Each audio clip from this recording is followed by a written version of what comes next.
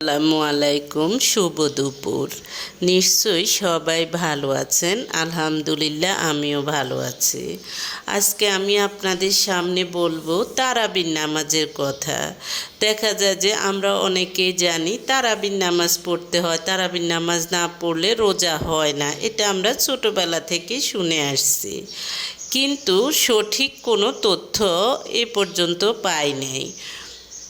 এখন আমি নিজে গবেষণা করে যে বই থেকে যে তথ্যটি পেয়েছি সেটি আমি আপনাদের সাথে শেয়ার করব।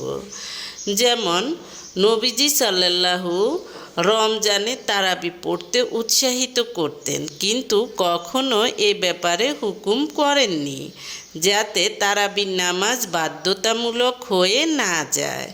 তিনি বলতেন যে ব্যক্তি রমজানে স্বেচ্ছায় গভীর বিশ্বাস ও আত্মশুদ্ধির উদ্দেশ্যে তারাবির নামাজ পড়বে, আল্লাহ তার অতীতের সব গুনাহ মাফ করে দিবেন। অর্থাৎ তিনি একদম নিষ্পাপ শিশুদের মতো হয়ে যাবেন, আবার পুনরায় গুনাহ করা পর্যন্ত।